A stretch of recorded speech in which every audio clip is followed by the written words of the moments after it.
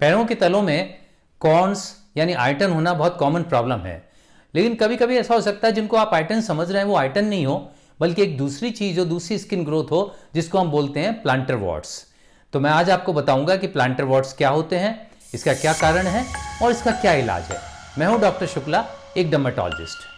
Planter warts एक viral infection होते हैं जिनके अंदर बहुत पैरों के तलों में छोटी छोटी स्किन ग्रोथ हो जाती हैं। ये ग्रोथ रफ होती हैं, ये संख्या में 1-2 हो सकते हैं, ये ज़्यादा भी हो सकते हैं। ये स्किन से थोड़े लाइट कलर के होते हैं और इनके बीच में कभी कदार एक ब्लैक पॉइंट्स भी नज़र आ सकता है।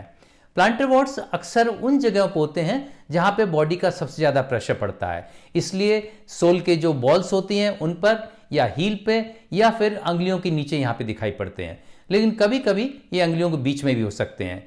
कभी कभी इनका साइज बड़ा भी होता है, वैसे तो ये छोटे साइज के होते हैं, लेकिन कभी कभी बड़ा साइज भी हो सकता है और बड़ा साइज होके इनकी शक्ल ऐसे लग सकती है जैसे कोई गोभी हो या कॉलीफ्लावर हो।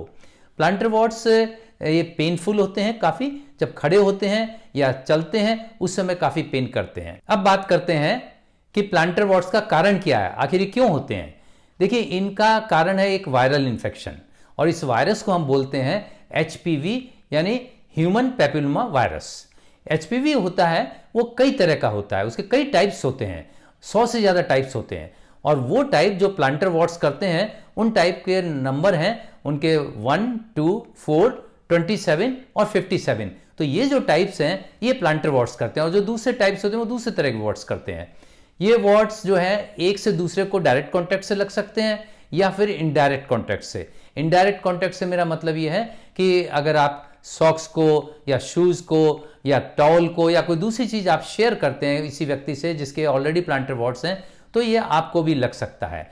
जब कोई भी व्यक्ति जिसके प्लांटर वॉर्ट्स होते हैं और वो नंगे पैर किसी फर्श पर चल रहा है और वहाँ पे कोई दूसरा व्यक्ति अगर आता है वो भी नंगे पैर चल रहा है, तो उस व्यक्ति को भी प्लांटर वॉर्ट्स हो सकते हैं। और खासकर अगर फर्श गीला है तो इसलिए स्विमिंग पूल, सोना या जिम, इन सब जगह पे ध्यान रखना चाहिए कि नंगे पैर नहीं चलें अपन। स्किन में जहाँ भी कट्स होते हैं या खरोंच होती है वहाँ से ये वायरस घुस जाता है और वहाँ पे ग्रोथ कर लेता है, प्लांटर वॉर्ट्स बन जाते हैं।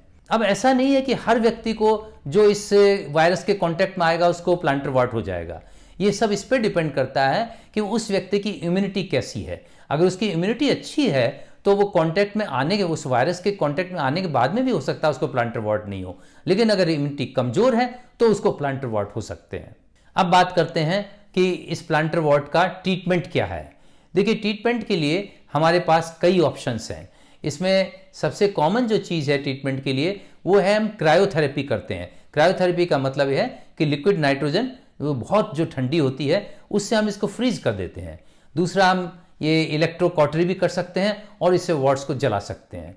फिर हम इनको सर्जरी द्वारा निकाल भी सकते हैं या हम लेज़र भी उपयोग कर सकते हैं। लेज़र में हम पल्स डाई लेज़र यूज़ करते हैं। पल्स डाई लेज़र यूज़ करने से इनकी जो खून की नलियां हैं वॉर्ट्स की वो जल जाती हैं और उनके जलने से इनको ब्लड नहीं मिलेगा तो इससे प्लांटर वॉर्ट्स झड़ जाएंगे या ख़त्म हो जाएंगे।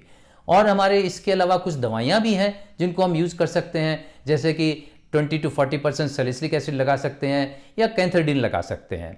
प्लांटर वॉर्ट्स जैसा मैंने आपको बताया पेनफुल होते हैं, इसलिए इस पेन से बचने के लिए आपको ये ध्यान रखना पड़ेगा कि आपके जो शूज़ हैं वो प्रॉपर शूज़ होने चाहिए, यानी इनमें कोई प्रेशर नहीं पड़ना चाहिए। इसलिए ऐसे हाई हील वाले नहीं होने चाहिए या जो पॉइंटेड टोज हो ऐसे शूज़ नहीं होने चाहिए।